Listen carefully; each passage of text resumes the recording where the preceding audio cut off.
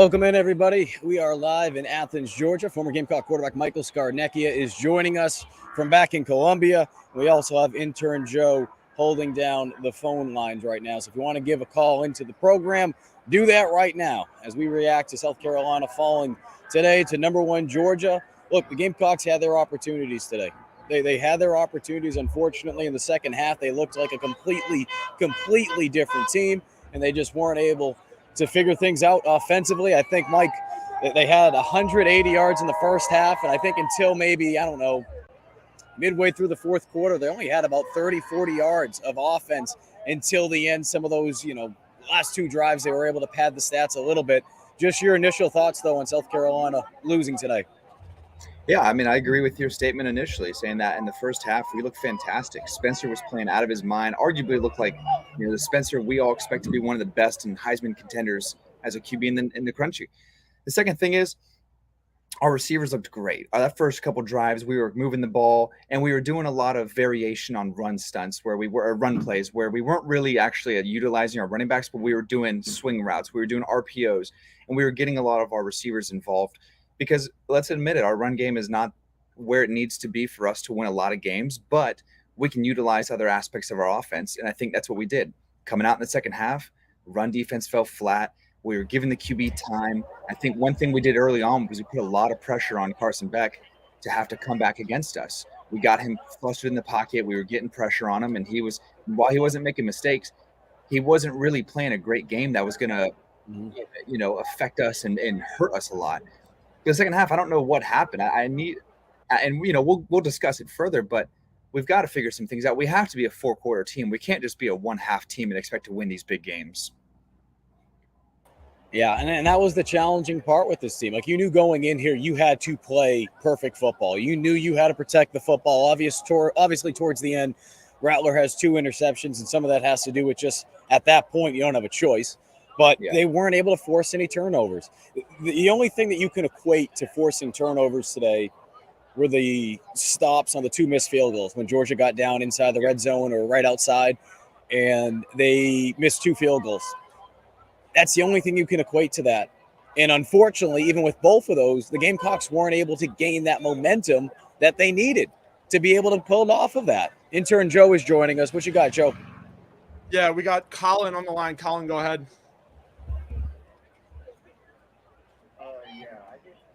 I just wanted to say that I think that the Gamecocks did a very good job today.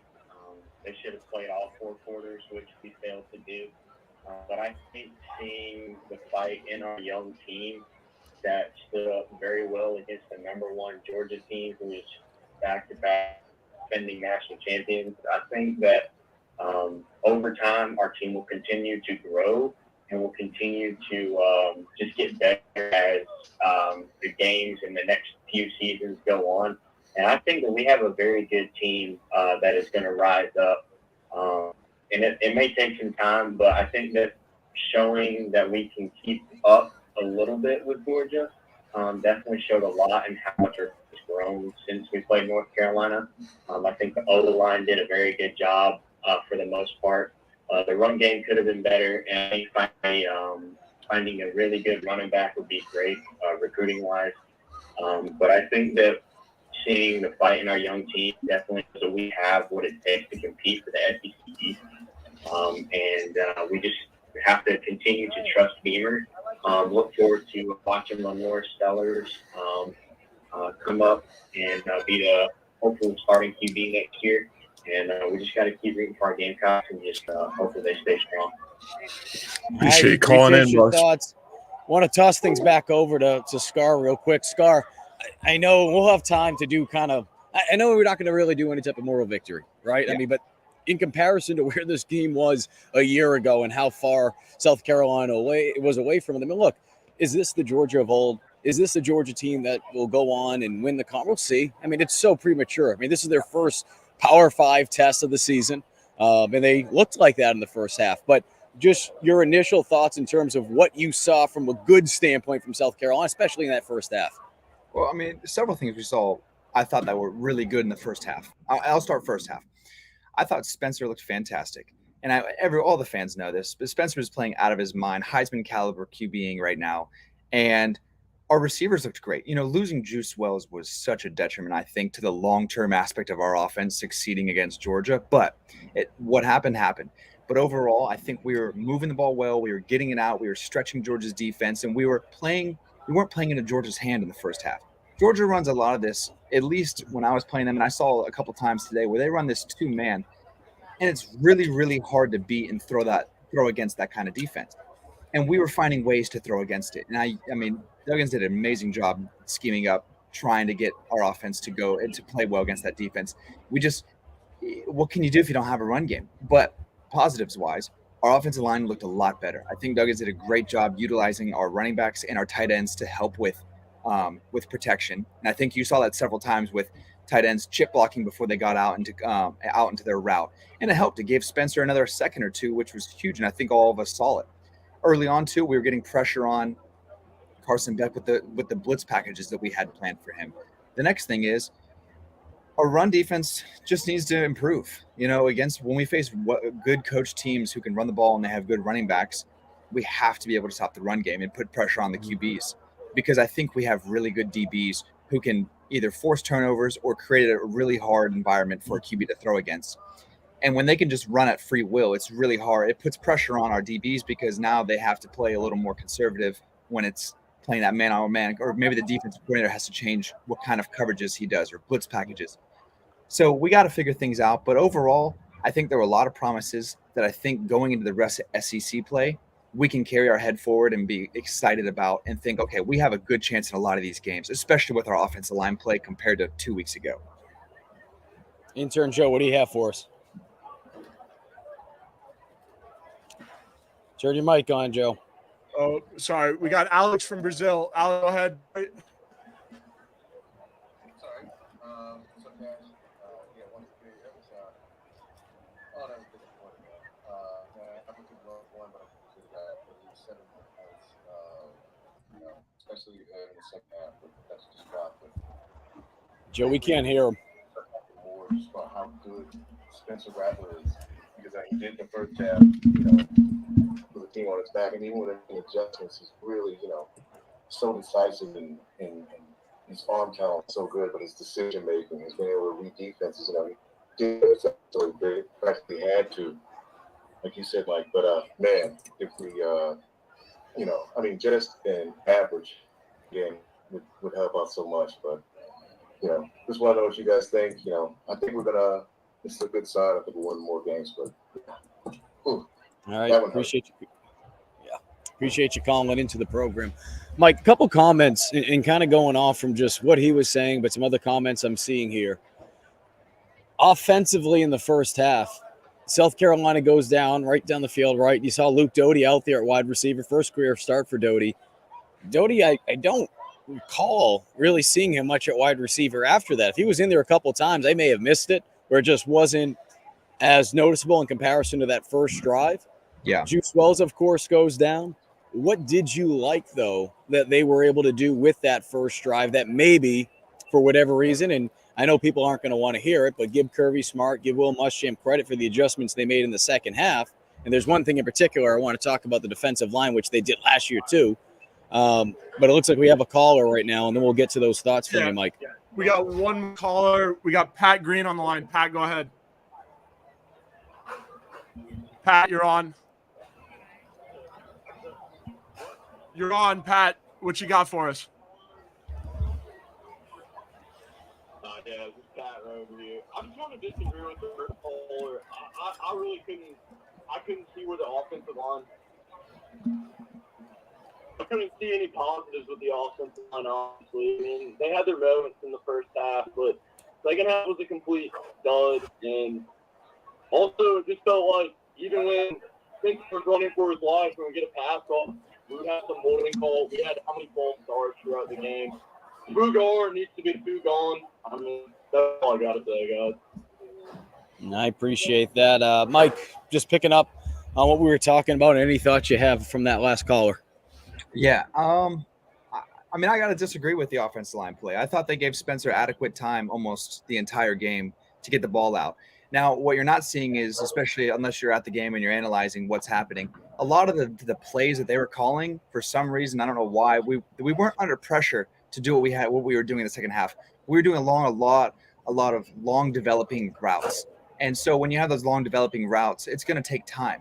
But if we're doing what we did in the first half with medium routes and then short routes, and we were getting the ball out of Spencer's hands, and we weren't doing these long developing plays, it was working. We were getting the ball out. Now, obviously, Georgia made adjustments, and so now we have to make adjustments. Like when we were doing the swing routes, they were adjusting well to get to the ball better and stop us doing those RPO style swing routes. Mhm. But overall, I think the offensive line played really well. There were some false starts, and yes, when you set yourself back on a 2nd and 15 or a 1st and 15, it creates, especially against a Georgia defense, it creates a really hard time.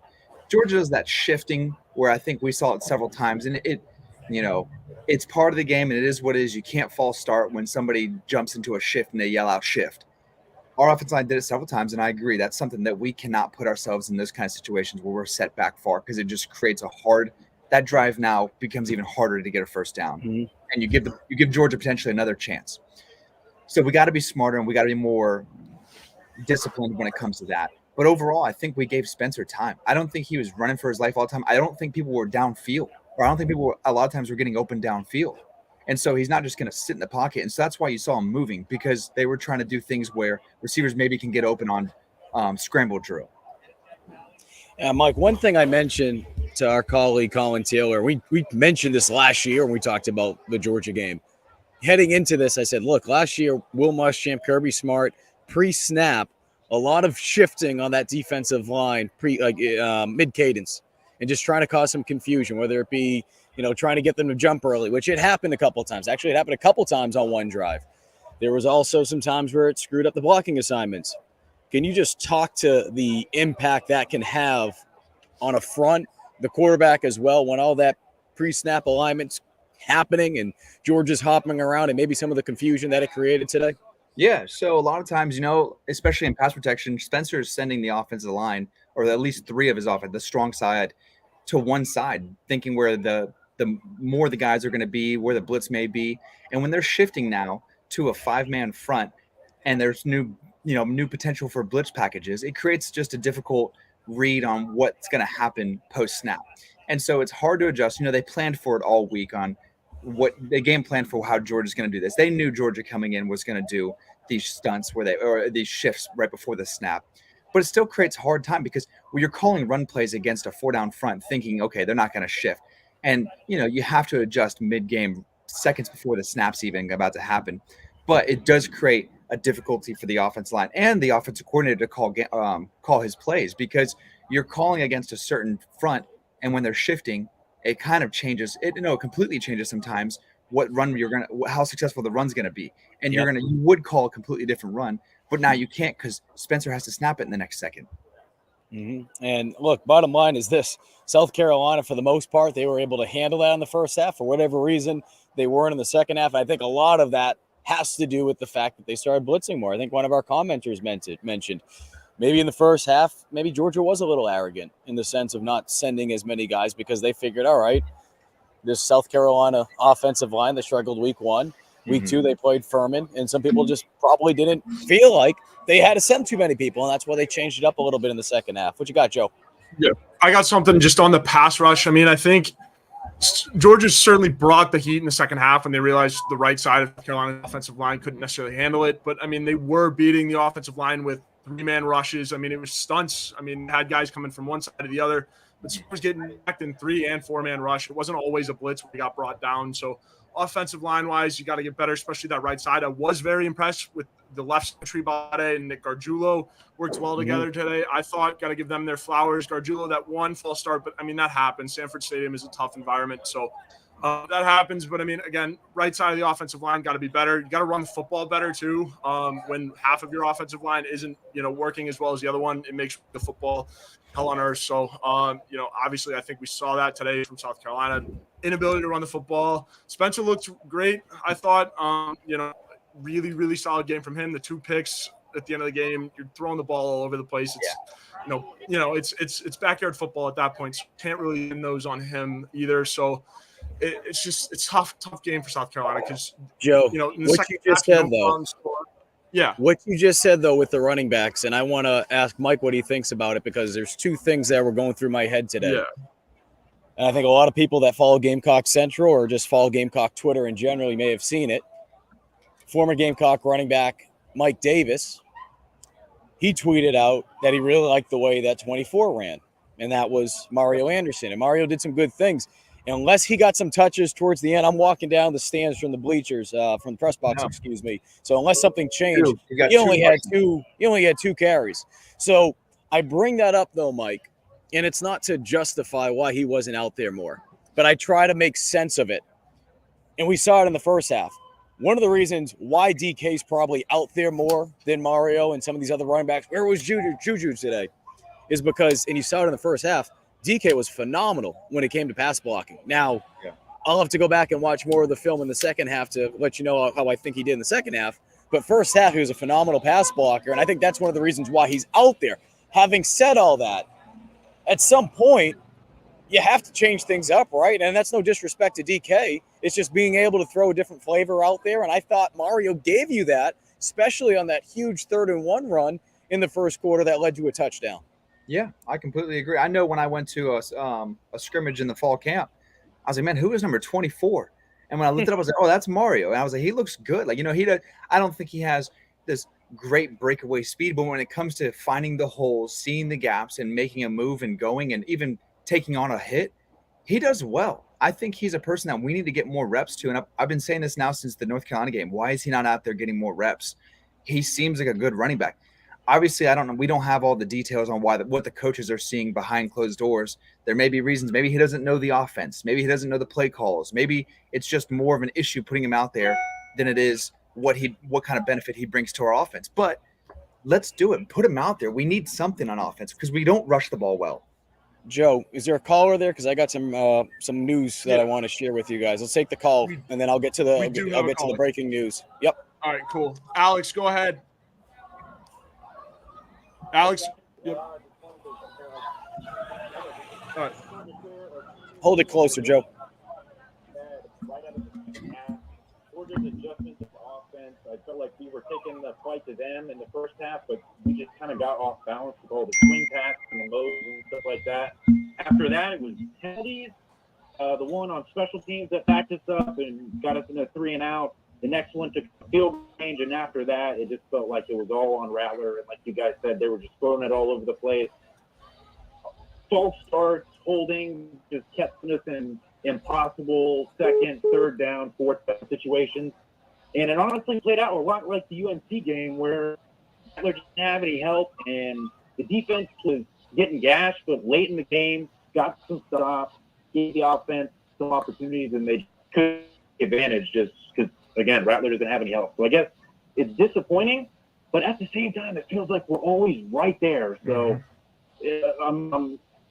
I believe that Beamer's teams are second half of the season teams, and they'll get better. So it just feels like we're always right there. So it's disappointing, but not hopeless. So I just wanted to see what you guys thought.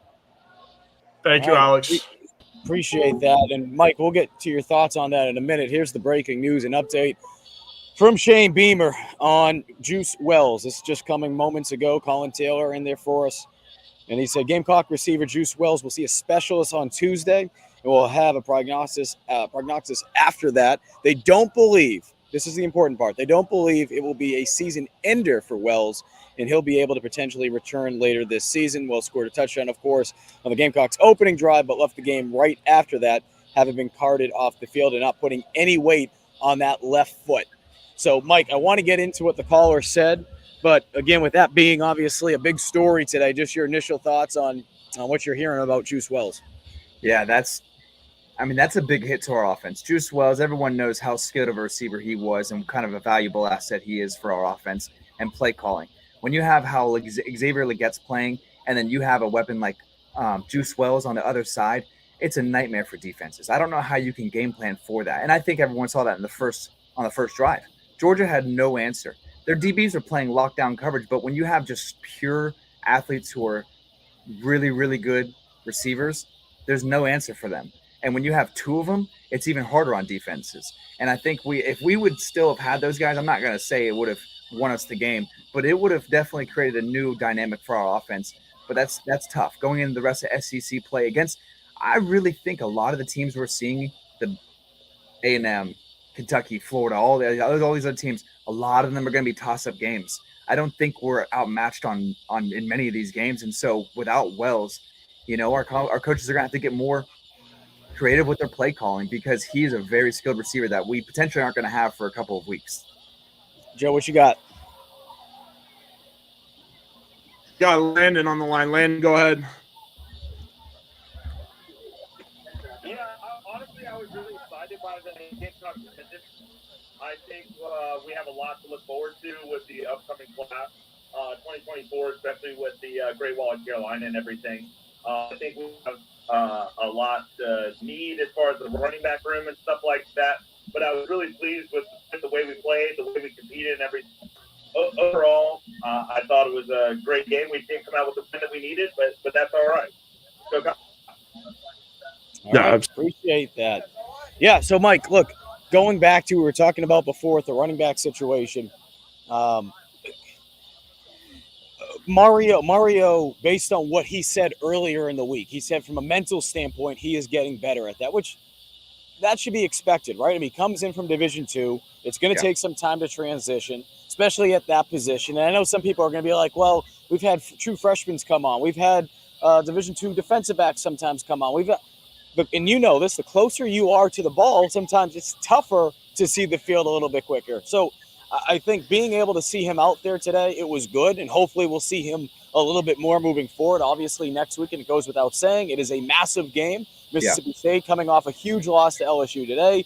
They're going to be pretty ticked off coming into Williams-Brice next week. You know, Elshon Jeffrey is going to be back in the house. Place should be electric.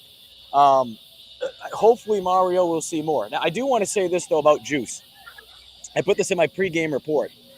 Juice coming off the bus, he looked as locked in as I've seen him in quite some time. To the point where just behind me, when he was warming up in pregame, I'm just, tweeting on the message board, all that kind of stuff, videotaping players warming up.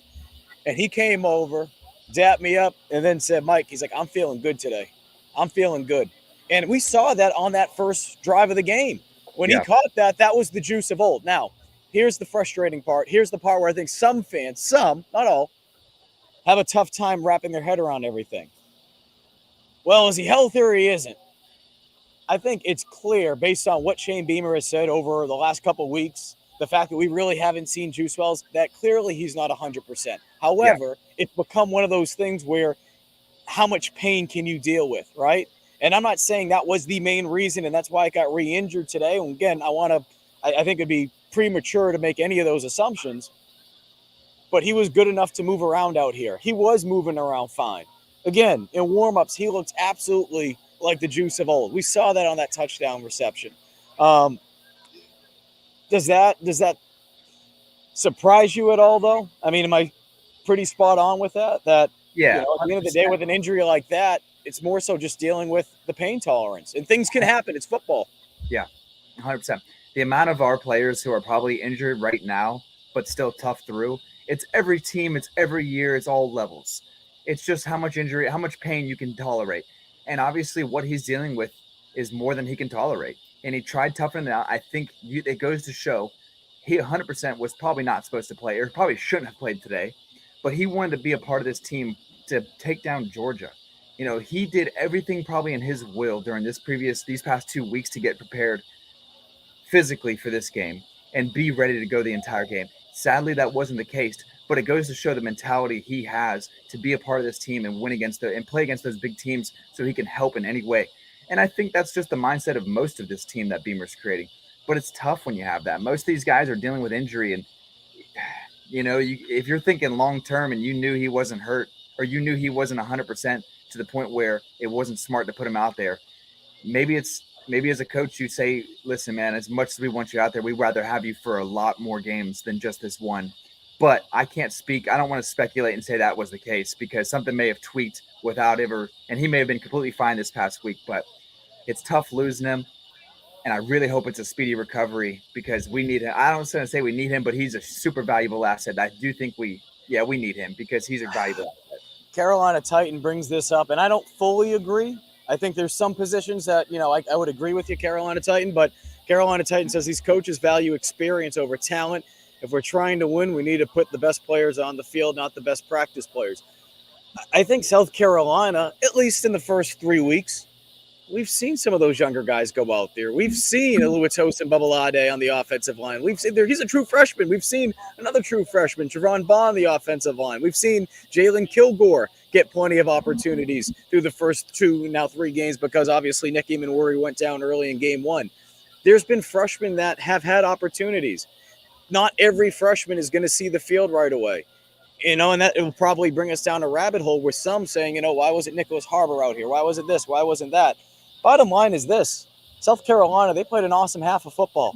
They just did not play a full 60-minute game, okay? They didn't play a full 60-minute game.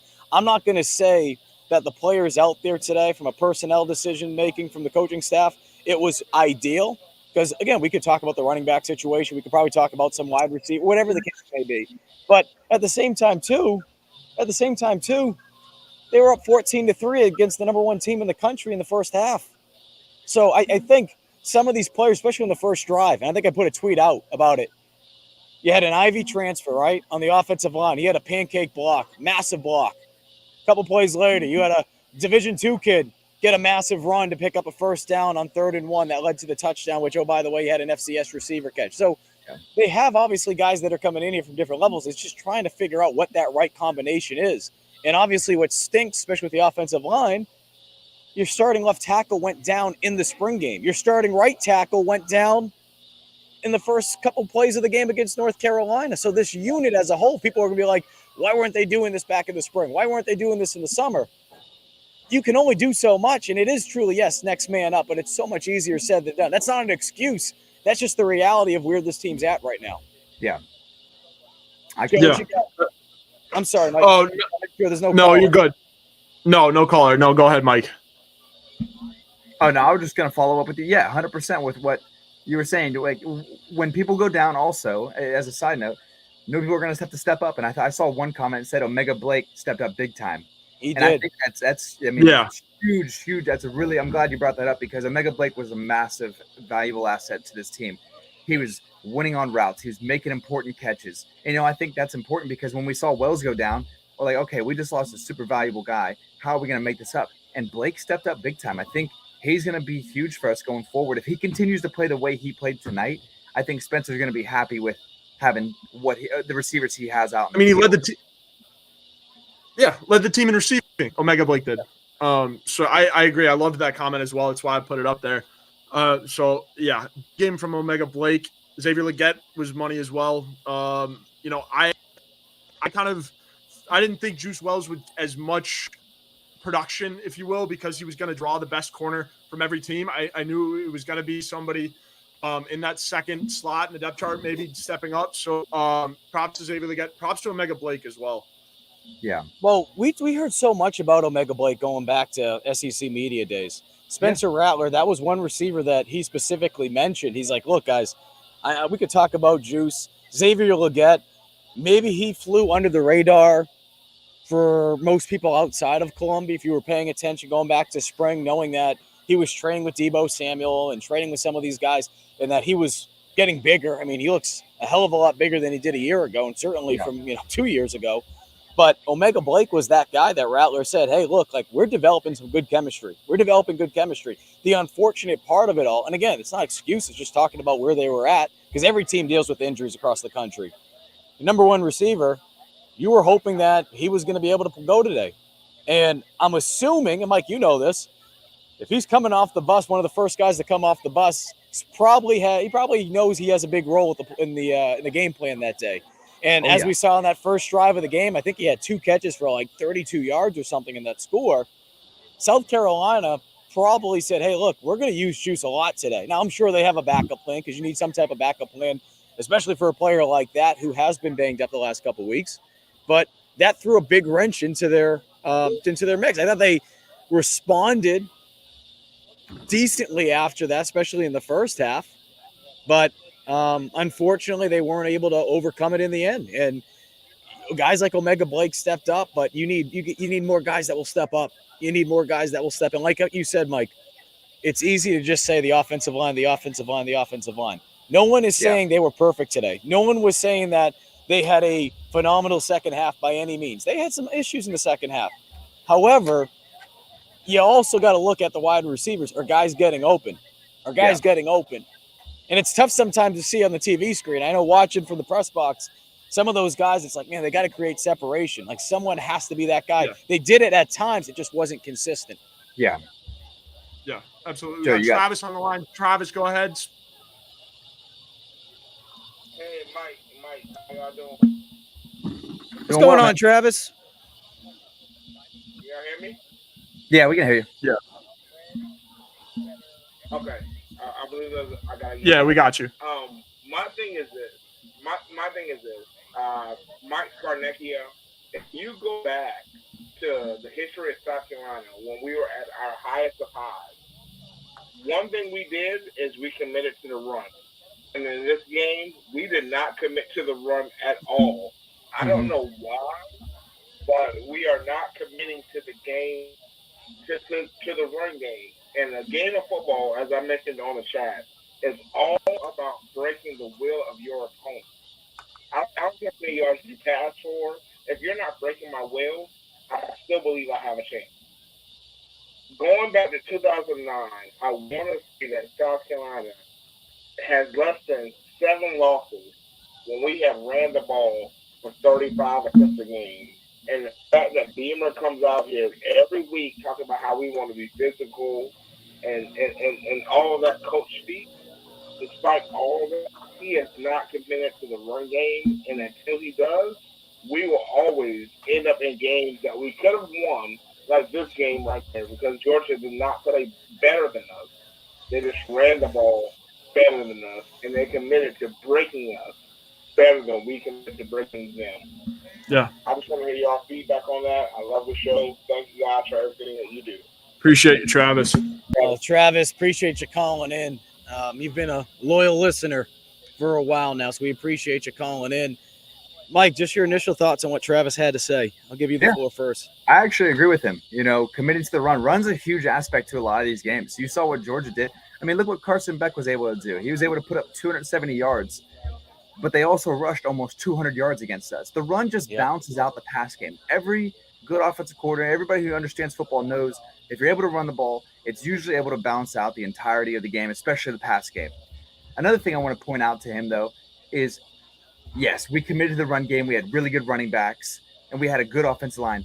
But also in those same years when we were at the highest of our highs in the 2010s to 2013, we also had some of the best defensive line players in the country.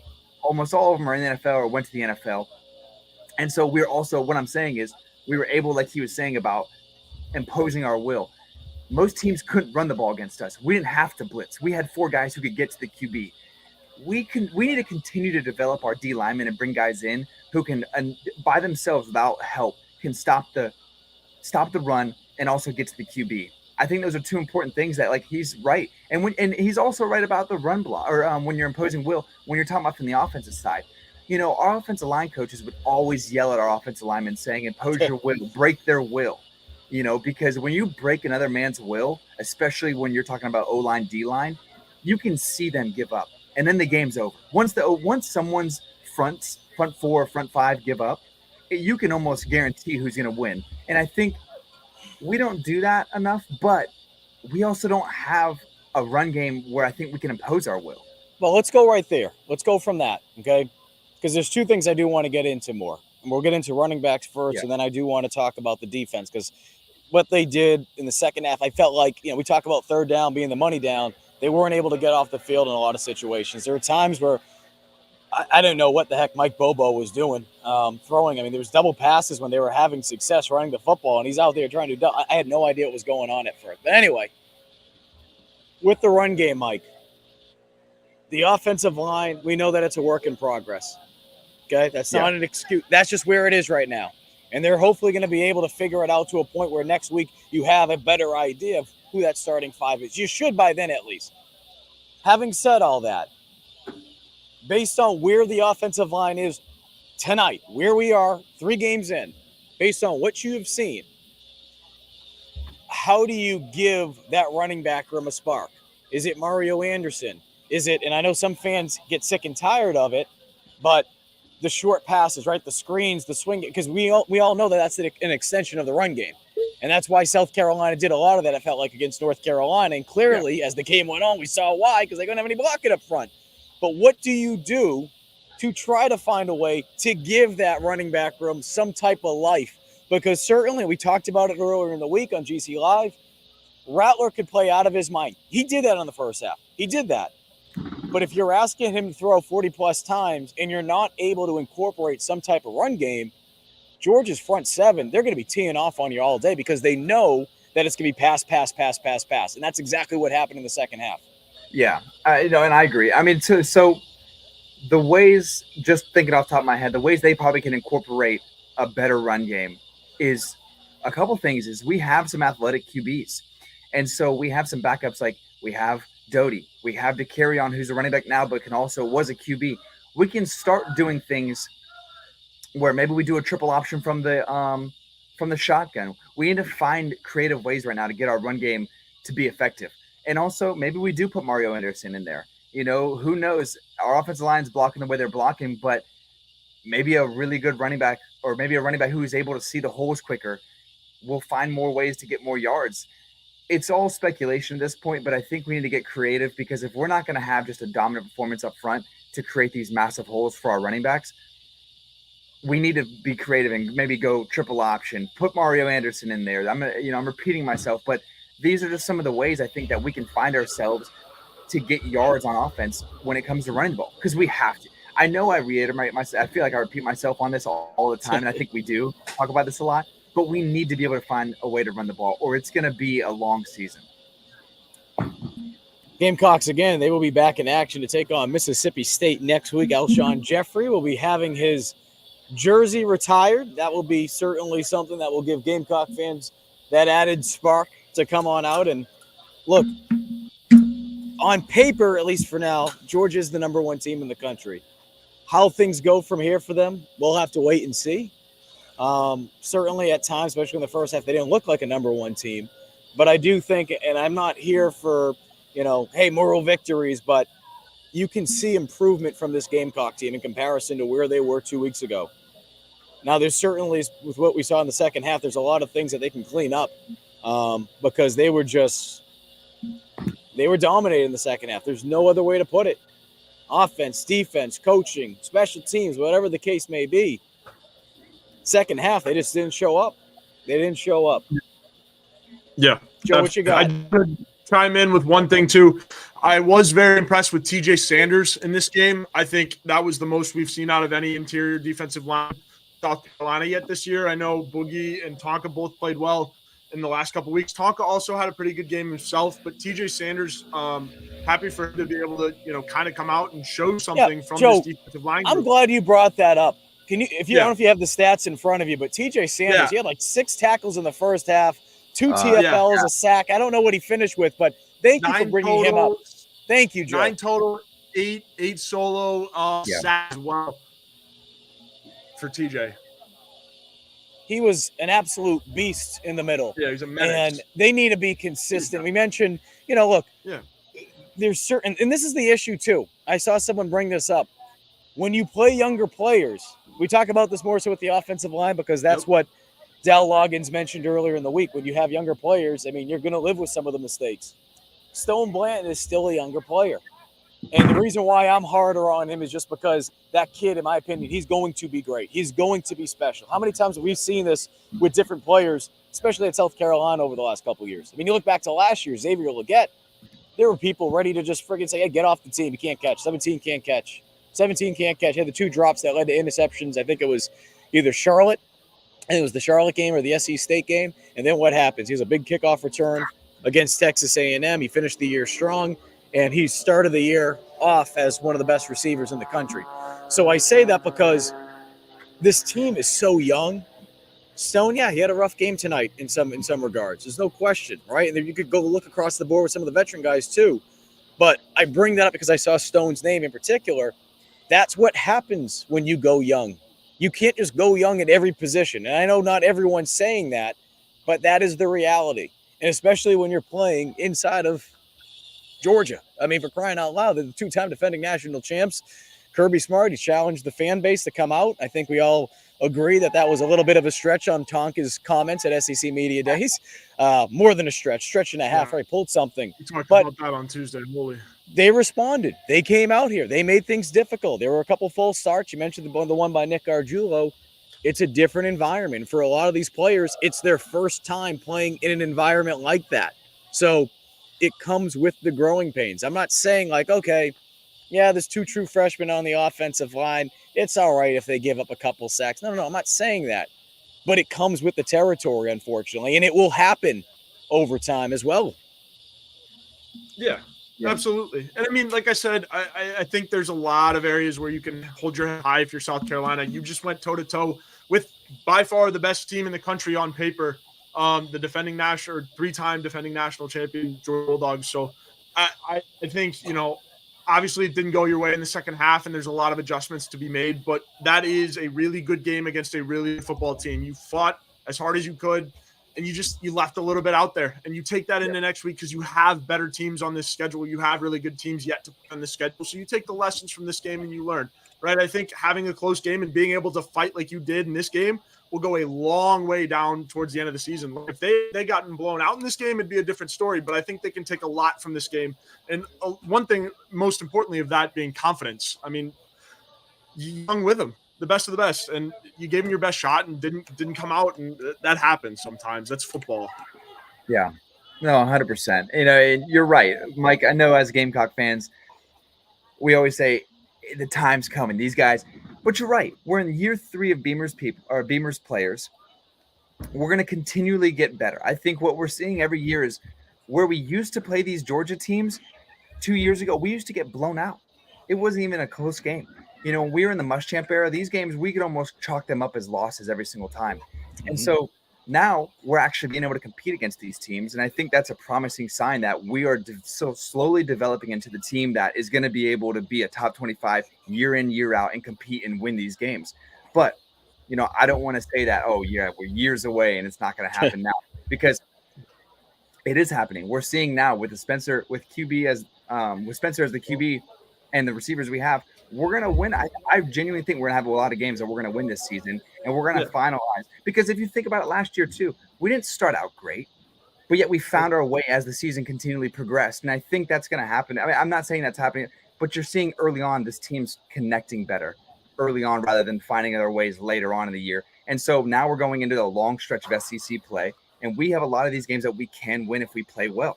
And I think if we play half as well, if we played as well as we did today, we're going to win a lot of these games. Again, if you're just joining us, South Carolina falls on the road to the number 1 ranked Georgia Bulldogs, 24-14, a game in which the Gamecocks led 14-3 at the half. But unfortunately, in the second half, after putting up 180 yards in the first half of offense, Gamecocks, it wasn't until probably midway through the fourth quarter that they were really able to start getting some type of offense going. And at that point, Georgia probably played a little bit more prevent defense, right? Drop back a little bit, not as aggressive as they were to start the second half. Probably had about less than 50 yards of total offense in the second half until midway through the fourth. But if you're just joining us right now, the big news outside of the game itself is after the game, Shane Beamer shared that Gamecocks wide receiver Juice Wells, who left the game early with a left foot injury, scored a touchdown, had about 30-plus yards receptions, 30-plus yards receiving yards on 2 receptions in that touchdown on the first drive of the game. This is what Beamer had to say about 30 minutes ago. He said, Juice Wells will see a specialist on Tuesday, and we'll have a prognosis after that. They don't believe it can be season ending and that Wells will be able to potentially return this season. So that is the hope. I know there's some people out there saying, man, well, you know, Beamer has said this, Beamer has said that. 2 things. We've said this before. It's not even just about Juice, and it's not even just about Beamer. It's college football coaches as a whole. This isn't the NFL. They don't need to share the injuries. They don't have to. There's no NFLPA, right? There's not a college, the equivalent of that, where you have to share what the injuries are. I feel like he gives us, I mean, obviously we'd love to absolutely know everything. But at the same time, too, Juice, as I shared before in pregame, right in this end zone, Juice came over to me and he told me, he said, Mike, I'm feeling good today. I'm feeling really good. And he looked like that. He looked like the Juice of old on that first drive. But unfortunately, after scoring that touchdown, something happened with that foot. And that's what led to him being carted off. There was actually a photo that our photographer took. I'm seeing if I can just pull it up here to share it with everybody. Share the photo with you guys. This was actually our photo from our photographer, Chris Gillespie, moments after Juice suffered that injury. And this is what it looked like on the sideline.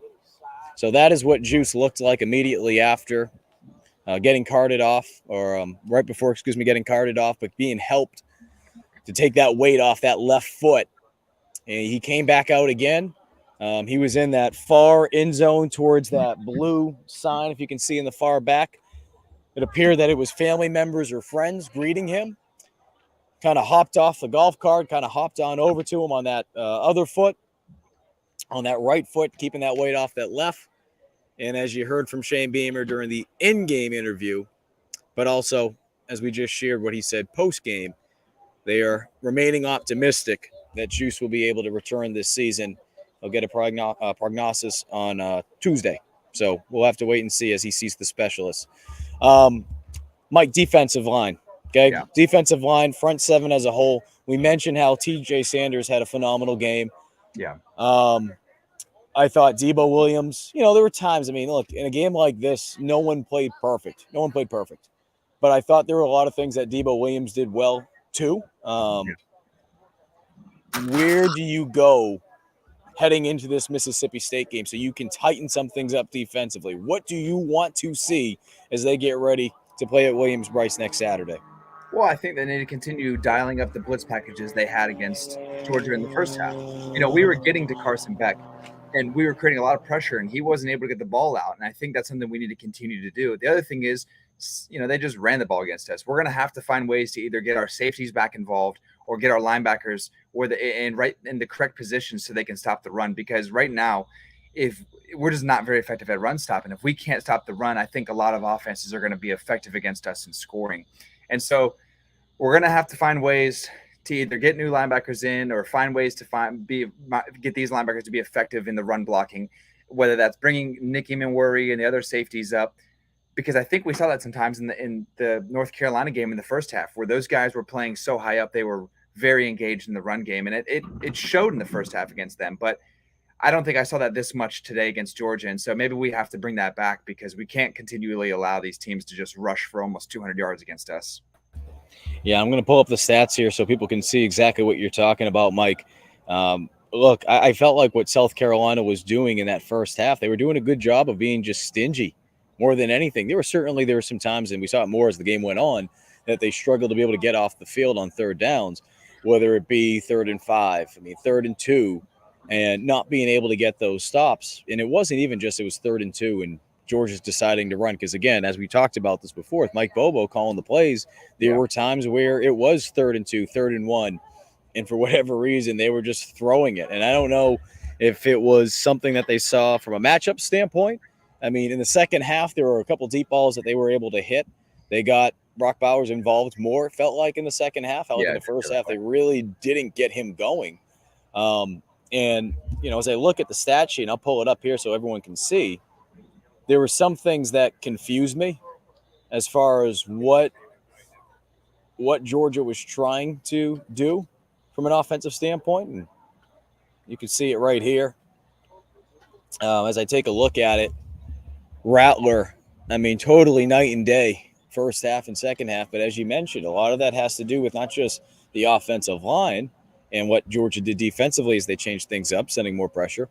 Yeah. But in addition to that, we also saw Georgia putting the clamps on South Carolina's wide receivers and USC wideouts just not being able to create the separation that they needed. But, Beck, he threw the ball 35 times. I was a little surprised by that.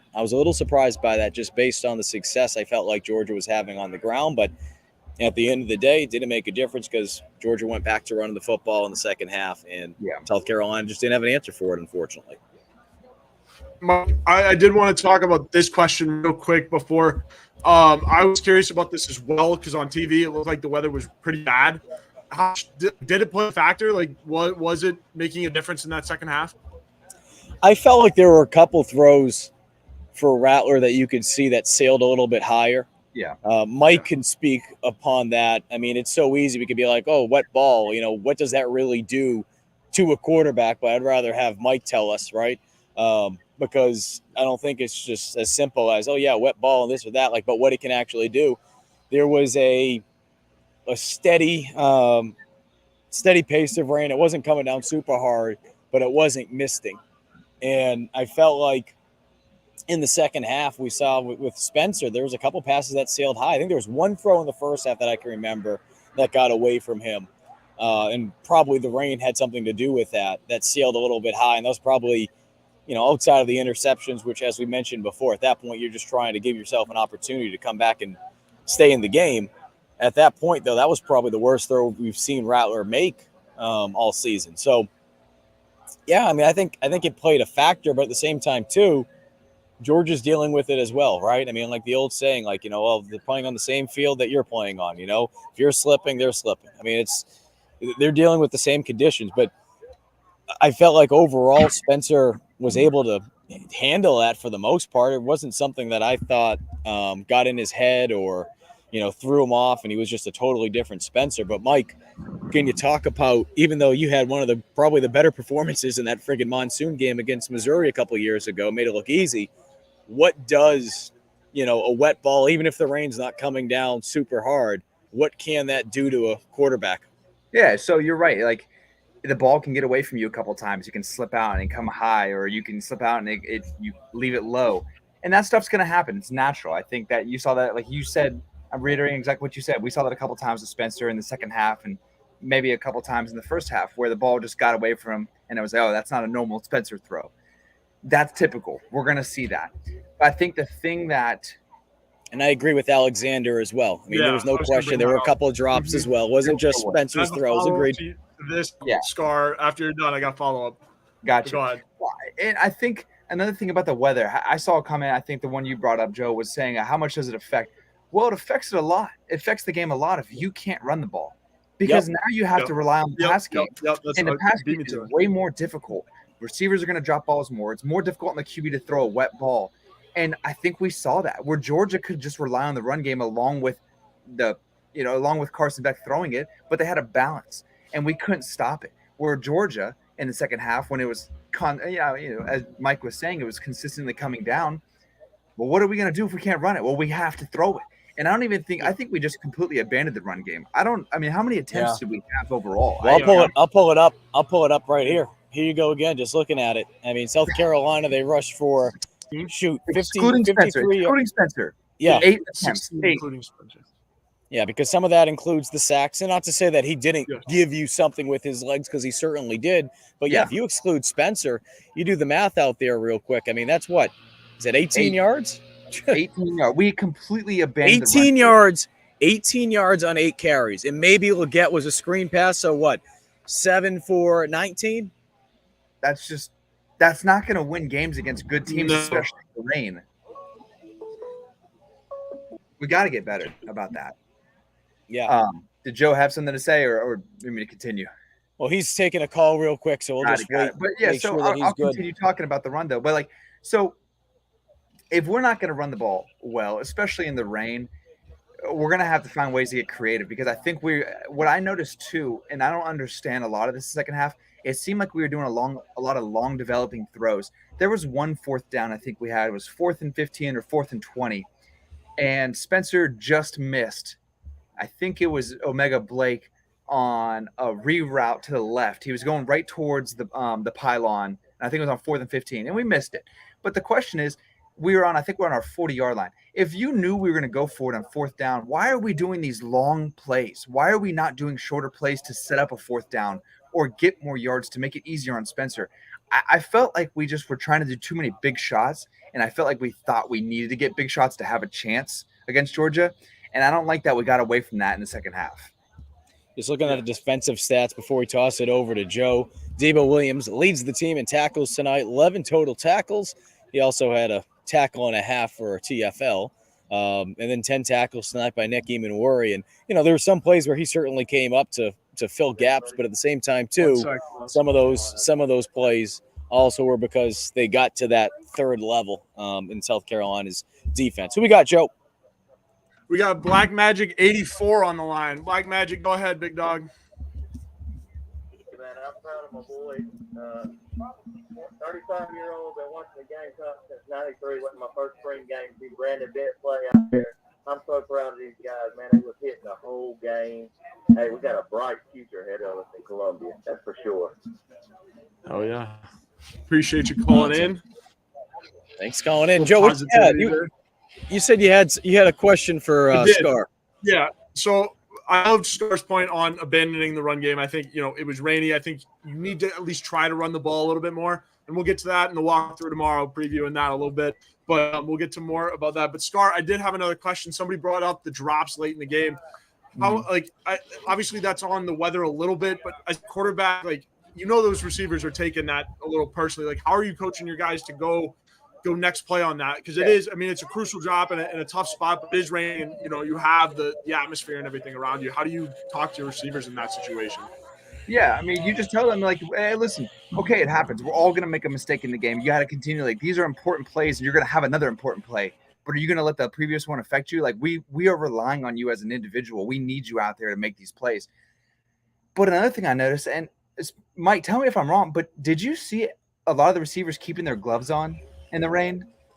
I saw some take them off, but I did see a good bit still keep their gloves on, which to me, and back in the day, not to sound like we're old here, but back in the day, that was a thing. If it started raining even just a little bit and you felt like it was going to impact you, especially on a day like this, it wasn't friggin' cold. All right. It's not humid. It's in the 70s right now. It's 66, but for most of the game, it was low 70s. It was perfect weather for football. It's not cold at all. It's not like we're playing in 30-degree weather or 40-degree weather where some guys will say, I want to leave my gloves on. So I bring that up though, because I was kind of shocked that so many guys left their gloves on. And that played obviously a role as well.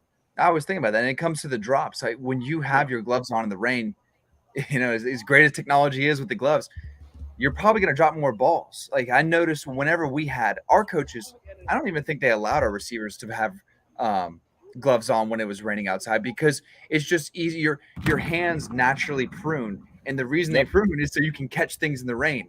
And the gloves aren't always the most effective things in the rain. So I think, I'm not saying we need to do this now, but I'm saying I think we saw some drops because people weren't keeping their gloves off or taking their gloves off. Yeah. Yeah. Well, again, South Carolina is going to have a huge opportunity to be able to get back to 500 next week. I don't want to necessarily compare where this Gamecock team is from a year ago, but they started off 1-2 as well, right? And if you remember the mood, Mike. We did this post-game show. I don't know if Joe was on that day, but we did this post-game show after just an absolute beatdown by Georgia.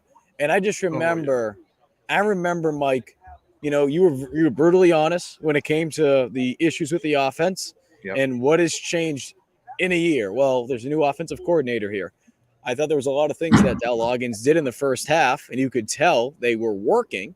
South Carolina, like the old saying goes by Mike Tyson, everyone has a game plan so you get punched in the face. They got punched in the face in the second half. And I'm sure, not being in that post-game press conference with Shane Beamer, but I'm sure him and the other coaches on this staff, they'll take a lot of blame for it tonight. But they didn't make the type of adjustments that they needed to in the second half. Give Georgia credit. Will Georgia be the number one ranked team in the land come Monday? Probably not. But at the same time, too, let's not get this twisted. Just because they might not be the number one ranked team, or let's say they drop, I can't see them falling out of the top 5, but let's say it happens. They're still a very good team. They're still a very good team. And I'm not saying every game needs to be a barometer game. However, you're 1-2. You're 1-2. Remember where you were a year ago. You were 1-2, and you got your teeth kicked in by Georgia, and you were able to finish the season off on a high note. So plenty of football left. I think people get that. I'm sorry, But, boss. and I'll let Joe take care of that, and then we'll head on back over to the phone lines. But it's not to tell people like, you should accept losing or anything like that. It's just to show like, hey, look, yeah, things were really bad a year ago, and they bounced back. They learned from it. And I feel like despite the fact that they weren't that sharp in the second half in many areas, they showed you what they could do. Yeah. And hopefully they'll be able to clean some things up. They have a big opportunity to send a statement on Saturday when they take on Mississippi State. What we got, Joe? We got Black Magic 84 on again. Go on, He's boss. back. He's back. Let's go, Todd. Am I on live? Yes. Yes, sir. We got you. Okay. You can't be proud of these boys tonight. You got to be proud of them, man. Debo was talking to was locked out. Y'all can't tell me what. Who's there? Who am I talking to? You got intern Joe, boss. Who am I talking to? Connection on that one. Yeah, well, but Mike, I say that because it's not to be out here and be like, hey, you should feel good about a loss tonight. No one's saying that, but it's just to show you where this team was a year ago, and everyone was ready to be like, oh man, the doom and gloom, all that kind of stuff, right? And they were able to respond back.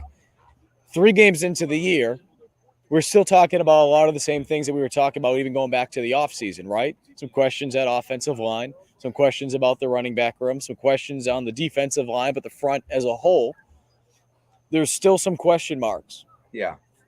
And I think that's the frustrating part for probably a good portion of this fan base because, again, we talked about it, the offensive line, you can't predict that your left tackle is going to go down in the spring game. You can't predict that your starting right tackle is going to go down 2 series in week 1 against North Carolina. And you have 2 true freshmen who have proven, and they're going to have their growing pains, but they've proven that they can at least play at this level. What can you say to this fan base? And it's not even about just trying to make them feel good, but what can you say about some of those concerns that they had going into the season that are still probably concerns 3 weeks into the year? Yeah. Well, let's point out the running back room right now. There's not much we can do at this point in time except potentially get more creative in the running back or for the run game, is whether that's going to be an option style with pulling Spencer out and putting DK back there and doing something like that, or putting Spencer out wide and doing a triple option. However, the coaches are going to get creative with finding ways to be effective in the run game. That's on them for this season.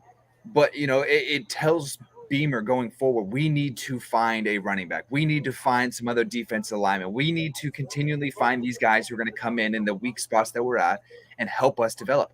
It also, we can't get, there's some young guys. Not everyone's going to come in freshman, sophomore year and be an all-star, all-American guy who's going to play for our team immediately. These guys take time to develop a lot of times. I think we've seen too many young guys, freshmen, come in randomly throughout the nation at different teams and excel and expect that from every freshman. That's not the case. These guys are going to take 2, 3, 4 seasons before they really bloom into who they are. So once they get there, but I think we're seeing signs of them starting to bloom. But putting that aside, Beamer and his staff now from this season are going to see where our growing pains are. They're going to see where we're weak, and they're going to try and benefit, or they're going to try and recruit to fix those problems. But we also potentially have guys who are on our team right now but just aren't ready right now. They may need another year of development before they're those guys who are going to be really good playmakers for us. What you got, Joe? Yeah. Oh, nothing. I was going to say, bring up this comment. It was a good comment from Alexander. Again, Scar, how would you recommend, Mike too as well, how would you recommend manufacturing some run yardage? I mean, I think I've said it once already on this podcast or on this show, is that we got to probably try and get Mario out there and see what he can do. I mean, at this point, our run game is almost non-existent. So anything's going to potentially benefit us. So why not get him out there and see if he's going to provide a spark to this offense? Another thing is, like I just said, if we do like a triple option or get more involved with creating, you want to mess with linebackers' eyes. And if that's doing a lot of motions, moving people around and getting ways to get like the triple option to get the ball into some of our athletes' hands, then we have to do it, whether that's our receivers or whether that's our running back. But we need to find ways to utilize the run game and be more creative with it, because as it stands, we can't just run down somebody's throat and expect to get a bunch of yards. So far, that's not working, and I don't think it's going to work unless we somehow figure things out in the next couple of weeks. I do want to bring this up because Carolina Titan, and I appreciate you weighing in tonight with us with multiple comments. But I've said this before, and I'm not saying that this justifies the situation that South Carolina is currently in with their running back room. The Carolina Titan says it's sad to say, but I think Hardesty needs to go. No reason for our running back room to be in the state it's in right now. Here's what people forget, and I've been mentioning this multiple times, and I'm not picking on you, Carolina Titan. I'm glad you brought this up because I know if you're saying it, you're certainly not the only person that feels that way. Lavassier Carroll is going to be in that running back mix this year. And talking about some of these injuries that you just can't predict, he had to retire. He had to retire because of an injury, because of a medical condition, whatever it was. It was undisclosed in the spring. But I share that because it's easy to point, and I get it. I'm not saying that, where this running back room is perfect. And even if Lavassier Carroll was in that running back room, it solves everything. But they were assuming they were going to have him. And obviously, as we know, he played at Georgia as a defensive back, but he came on in here, and he was a highly touted running back coming out of high school. And there was a lot of expectations with that young man, high expectations at that. So it's disappointing that things didn't work out for him here. But I think, too, look, if Daniel Hill comes here, and I think some people instantly want to say, hey, Hill, it's not done. It's not done yet. And if Hill comes here, now you have Hill, you have Matthew Fuller, who got a bump up by on 3 to being a 4-star, who, oh, by the way, plays for Connor Shaw's brother out in Georgia. And I can promise you, Connor's brother is not just feeding Beamer, Hardesty. They're not feeding them BS. They're going to let them know this is exactly what this young man's all about. Yeah. And on top of that, you obviously have a very talented 4-star running back here in DJ Braswell. So I wanted to bring that up. But, Mike, to piggyback off what you said, yes, I want to see more Mario Anderson. And he has experience now. I mean, that was the knock that we gave him for the first couple of weeks, right? Going into that first game, going up against a Power 5 team. Then even week 2, okay, he got to see a little bit more time, but it was Furman. Tonight, even though it was 2 carries, he had an opportunity to play in front of an absolute loud house. I mean, it was insane, especially when Georgia got things going. Yeah. So I bring that up because he has more experience now. And as he mentioned earlier in the week, he's growing from a mental standpoint. His mentality is just different because he's viewing things different. He realizes this isn't D2. I have to do things a little bit differently. So I would feel better. And like I've said about him, like I've said about some other players, it all comes down to what are they doing throughout the week? Are they having a good week of practice? Because as cliche and as coach talk as that is, Shane has made that clear since he got here. If you have a crap week of practice, I'm not putting you in. I'm not putting you in. And I'm not saying Mario's having bad practices, but if DK's having a better practice, if DK or whatever the case may be, or Mario's just not there on some certain packages that they're trying to do, it also has an impact. And I think some people need to keep that in mind, but I think they need to find a way to incorporate him in more. And I hope that experience tonight will hopefully generate more reps for him and more touches moving forward. Yeah, I agree. We do need to get him out there and see what he can do. Because, yes, while I agree with your statement that, and Beamer's belief, and if you practice well, you're going to play. If you don't practice well, you're not going to play. I hate to say it, man. Sometimes players are game timers. And I agree. I agree with you, Mike. I mean, we all know those teammates over the years who they didn't practice well, but when the lights came on, they were ready to go. And I think, unfortunately for Mario, because he's only been here for X amount of time, right? Only X amount of weeks because he's a transfer, he's not maybe at that level quite yet where it's like, hey, we can just trust you to go out there. The good thing is now you've had 3 games, 3 weeks of in-season practice, getting ready for games, that maybe that changes a little bit. And maybe they start to trust him a little bit more. Yeah, I mean, yes, I agree. In game time wise, he has proven where he should be able to get more reps. Practice wise, it's hard to say. I've been a part of teams. I've also heard stories about a lot of people you Gamecock Nation would know about where the backup performed better than the starter in practice, but yet the starter was out there because that person was a gamer. If someone's a gamer, you got to put him out there. And I don't think we know whether right now Mario's a gamer or not. Regardless of putting practice aside of how he's performing there, he at least comes out and has excelled in the couple of reps he's gotten. And it's very, very few. So we can't really say whether he's going to be a guy that's really going to help us. But at this point, we don't have a run game. So why not give him the chance? And I think you're right, Mike, I think you're right about saying that he has shown himself to be more mature in these games, that on the few reps he has gotten, that our coaches are going to trust him, hopefully trust him going forward. All right, boys, before we have our final thoughts, just want to do some ads real quick. We're about to wrap up this program. Again, South Carolina falls to number 1 ranked Georgia 24-14. Gamecocks led 14-3 at the half, but unfortunately, after generating over 180 yards of offense in the first half, they struggled to really do anything until midway through the fourth quarter, and at that point, it was too little, too late. Joe, as we always do with our ads, tax season, we have couple more months to go, but if you're trying to get your taxes squared away, taking a look at Liberty Tax right now might not be the worst thing that you can do. Muted. There we go. All right. So, yeah, Liberty Tax are good friends over there. Mike was right. Tax season is on its way, as unfortunate as that is. But tax ID is a certain feeling you get right before doing your taxes, but you don't have to go through it alone. The tax team at Liberty Tax, Irmo, Lexington, and Columbia will walk you through the process, clear up any confusion, and guarantee you'll get the biggest possible refund or your money back. It's tax time. If you're in a hurry for your refund, call the tax team at Liberty Tax. Fast, accurate, and guaranteed. On the other hand, if you think you might be owing Uncle Sam, talk to the Liberty Tax team to make sure you're not paying more than you should owe. They'll find every possible deduction for you. Locally owned and operated, staffed by tax professionals from your neighborhood, open 9 to 9 on weekdays and 9 to 5 on Saturdays with multiple service options. Start through the Liberty Tax mobile app or through their desktop portal. Make an appointment or just walk in and give a call to upload your tax document. When you come in, your return will be ready to review and sign. Give them a call at 803-462-5576. Once again on your screen, 803-462-5576 for all of your tax needs. Today's show is also brought to you by our good friend Clint Hammond. You see the ad right at the top of the screen like it is for every GC Live show. Right now, if you're trying to buy a home, you understand that trying to find the best rate, trying to find a low rate is not easy to do.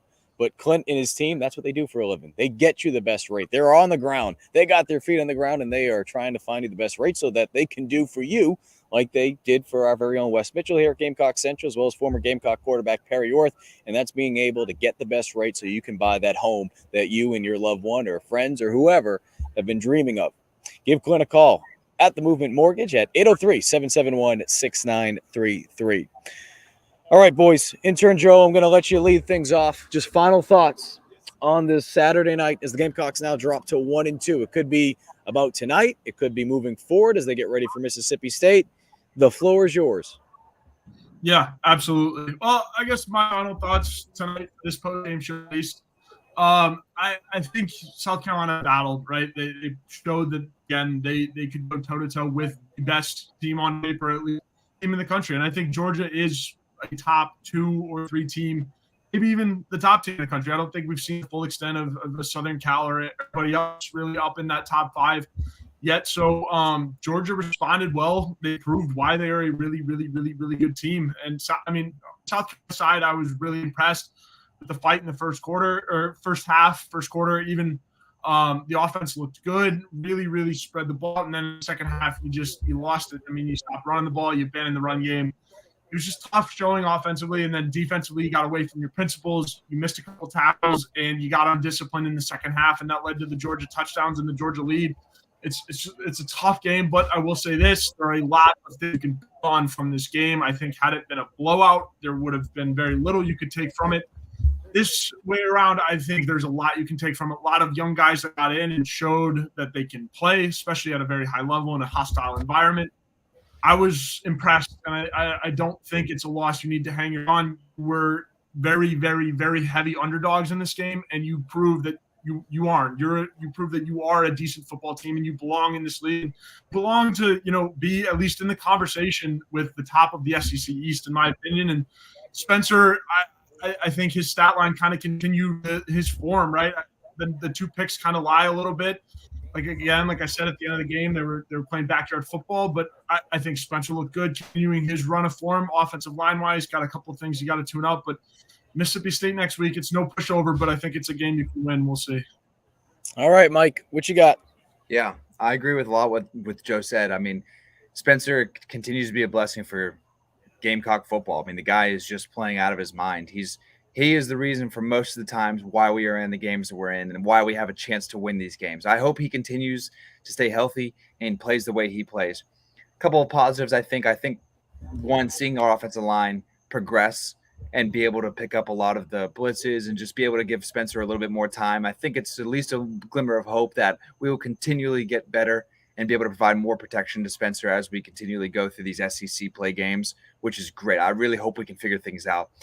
Receivers, I think we have, outside, we have some of the most talented guys out there who can win against the best DBs. So I'm not worried about the weapons we have on the outside with being able to throw the ball all day long against any team in the nation. So that's good to know that we have those guys. And we have guys who will step up when somebody gets hurt.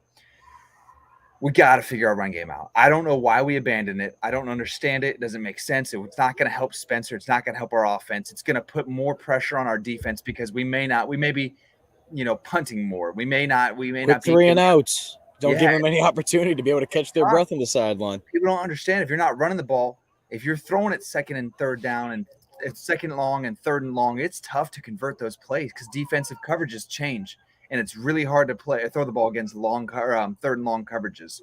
So we've got to find ways to incorporate a better run game, however that's going to be. Defensively, I see really good things and also some bad things from our DBs. Sometimes they play lockdown coverage and we can trust them, but sometimes they give up really easy routes. But I think consistency is just where they need to get better at. But we've seen where they can be very, very good DBs. Our run defense, if we don't figure it out, it might be a long season because we can't continually give up 200-yard games because we're not going to always face the best QBs. But if we're facing a good run defense and that's what's keeping another team in the game against us, it's going to put a lot more pressure on our offense to produce points. And we can't just continually live by that kind of standard. We have to get better on the defensive front. Overall, though, there were some promising things. I think there's some growing pains that we can continually go into the next week, coach that up, get better at, and watch film on, and just take it into the rest of the SEC play against teams. I really think the slate from here on out is a toss-up. If we play the way we can play, we can win almost every single game. If we don't, we're going to lose some. But I really think every game going forward is a toss-up for us if we play the way we can win. Mike, it doesn't have to be super long, but I saw this pop up from Buddy Johnson and just want your thoughts on it.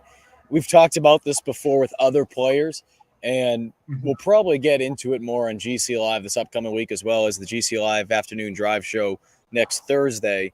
But now that we've reached the quarter mark of the regular season, right? 3 games, that's a quarter of the season. Yeah. Once we get by next week, then we're at a third. I mean, I'm not trying to make this into a math class, but my point is that at some point you have to start looking at the numbers and ask yourself, and we've said this before, is it in the best interest of not only this individual, in this case we're talking about Lenora Sellers, but also the program we're talking about redshirting, because you can play in 4 games in the regular season. Yeah. 4 games. Sometimes it is 4. We'll have to see if the NCAA allows you to play in a 5th one for the bowl game. I think that's going to continue to be a trend just because of the portal growth and players declaring, but that's a story for a different day. Yeah. But where do you think South Carolina is at with Sellers? Because, again, you have 9 games left in the regular season. You can still play him in 3 and not burn a redshirt year. Do you kind of look at it and say, you know what, Rattler's your guy. Sellers, you can put him in packages, but is it worth it? Is it worth burning that redshirt year? All right, so I'll start by saying no. I don't think it's worth burning the redshirt year. We need him long-term because we don't know how long we're going to have Sellers, and it's tough to come by a generational QB. That being said, do we know if Sellers is a generational QB yet? Hard to say, but from what I've seen in practices to what I've now seen in the game, from a true freshman, he's shown the confidence of somebody out there who looks like he's comfortable, looks like he's been there before. You don't see that a lot of times in freshman QBs. The next thing is from spring. No, real quick, because I think some people are friggin' losing their minds here. No one is saying that Sellers is coming in here to replace Rattler. Whoa, slow down. We're talking about using Sellers for different packages. And whether he's in there for one play or he's in there for 5 plays, if you get into a game, that counts as one full game, whether it's one play, whether it's 50 plays. So we're not saying that he's going in there to replace Rattler, especially if Rattler's healthy. We're saying using him in packages. So I just want to clarify that because some people are losing their mind. Yeah. No. No one is saying. Yeah. So I just want to make sure, okay? That's what we're talking about because a lot of people have asked, like, is it worth it? You think back to the Tim Tebow year, his freshman year when Florida won their, I say first national title, but first of those 2. Yeah. And he played a big role with that. So that's what we're just talking about. Just to clarify, but continue, Mike. Yeah, I'll Joe, I know you have something to say. Sorry to cut you off. I just wanted to make sure we clarify that. No. I'm glad you clarified. But listen, man, I from what Sellers, seeing him develop all the way into where he is at this moment as a QB and on our team, I think Gamecock Nation should be excited about what we're going to have in the future. Obviously, we have to build around him and continually get him the weapons that he's going to need to bring us to a 10, 11, 12 win, potentially national championship. But, I mean, you see the arm, the accuracy, the ability to move, the size he's put on. And I think you see also potentially the leadership he's showing inside the organization. When you were asked, or I think maybe it was Gamecock Central, they asked a lot of the players coming out of summer ball and summer workouts, who was impressed. And I think a lot of people said Nicholas Harbor and Sellers. I think you saw that all over the place. They kept on. So I think you see the leadership he's showing within the locker room, however that is. So he's gaining trust of his teammates. He's got the ability, and he's continually growing his game. And I don't think you don't really see a QB get better in his accuracy a lot of times per se, but I think you saw it with him. I mean, from spring to now, the guy has just gotten better. And if he continually progresses the way he's progressing, I think we should be in for something special. That's my take. And I think my colleagues, and I'm kind of going, I think Joe may have relayed this to me. I think it may have been West that talked about it. Yeah, I was going to bring it up. I was going to say Wes and Tyler on last week. It's an interesting topic. I love those guys. And again, I'm taking Joe's words. So if I'm a little off, I think some people, I think they might be included. They're getting a little too excited. And what I mean by that is, he might only be here for 3 years before the NFL. It's just like, whoa, time out. Let's actually see him start a game against a Power 5 team. Let's actually see him get out there a little bit. And the reason I say that isn't to pick on Wes and Tyler, because those two guys do an incredible job, especially Wes over with us with GC. But I bring that up because, there's obviously high expectations. Mike, as a quarterback. I mean, naturally, when you're the backup quarterback or a quarterback that comes out of high school, and it's in this case, he's a local kid, very talented guy.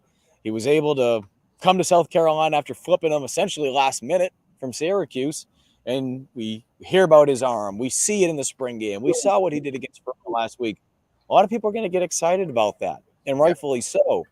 But I think the bigger question is you have to look at what this program needs right now and what this program needs in the next couple of years. You have a very talented young quarterback in Dante Reno coming in January. And, oh, by the way, Reno threw for 398 last night, 3 touchdowns, no interceptions in his season debut because they start a little bit later. And he had some beautiful throws, 45 yards on the run, just making some tough throws. So I say that because you're going to bring Reno in there. Sellers already has the experience. They're going to really push each other. I still think that Doty, and some people might roll their eyes at me, but I still think that Doty, at least if you ask me as of today, as of September 16th, I still think Doty's going to get the first shot at being the starting quarterback next year, and then we'll see how things play out. But I'm saying all that because I think in the best interest of the team, maybe you fool around with some things next week with Mississippi State, and then you ask yourself then, it's like, okay, that's 2 games. Is it worth it, right? Because we can sit here and be like, well, 3rd and 2, we can put him out there. He's really good in those situations. How many as a plane just flies overhead? How many of those situations actually occur in a game where it's 3rd and 2, 3rd and 1? I mean, it seems like it occurs a lot, but then you got to ask yourself, is it worth it? Plus, on top of that, too, if it is 3rd and 2 or whatever, you're putting Sellers in there. You're taking off one of the better quarterbacks in the country. So that's why I say with all that. And Timmy says if Doty's the quarterback next year, he's going to get his opportunity. He's going to get his opportunity. No one's saying that Doty will be or won't be. All I'm saying is he's been here. He's still your number 2 quarterback. He's going to get his shot. If you ask me right now, he's the number 2 quarterback right now. But I'm not saying that will be what it will be. He'll get the first shot. And if people don't agree with me on that, Mike, I mean, am I wrong? I mean, I think he's going to get the first shot. I'm not saying he will be the week 1 starter next year, but I think he's going to get the first shot. That's what I'm saying with that. And I think people that don't. It's next year. It's next year. It's We'll worry about that later. But some people, they live in la la enjoy land. Spencer while we have him. Yeah. Some people live in la la land. All right. So hey, guys, we appreciate everyone that tuned in tonight. We're gonna wrap things up.